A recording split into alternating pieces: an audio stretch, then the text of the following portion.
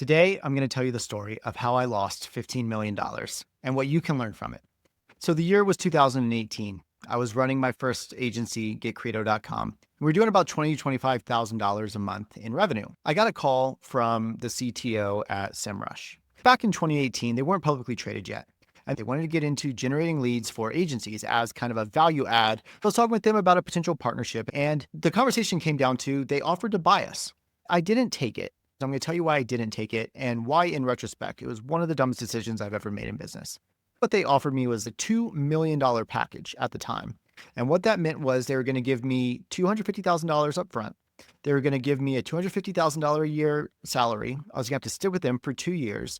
And they were going to give me $1.5 million in stock. And I was like, I'm not looking to work for someone. I don't want a job, that sort of thing. Long story short, a few years later, they IPO'd, their stock 10x'd. I would have made $15 million off of a $250,000 a year business. I said no to it because of my ego. I said no to it because of my emotions, like a little child. A few years later, I was talking to my business coach and he said, John, when someone wants to overpay for your company, let them. And I was like, wow, I really wish I knew this a couple of years ago. And by the way, I ended up selling that same business a few years later in September of 2022. It was a dumb decision to not take that acquisition offer in 2018.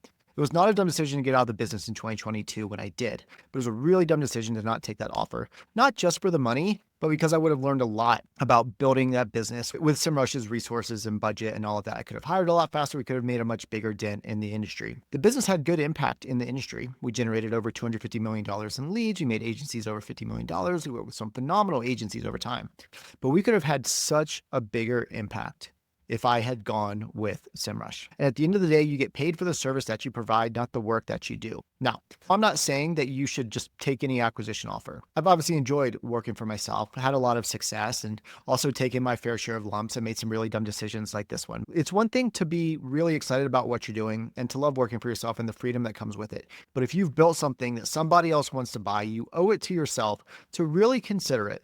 And if you're offered something like this, which would have been completely life-changing for my family, you should probably take it. But knowing what I know now, I would have signed on the dotted line, been like, where do we sign, right? Like, let's get this thing going. Now, I'm happy with where that business ended up. I'm happy with how Editor Ninja is gone.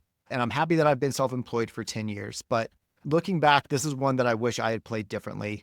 That's my story of losing $15 million, or really not making $15 million that I would have made because my ego got in the way and I didn't have this bigger picture towards impact.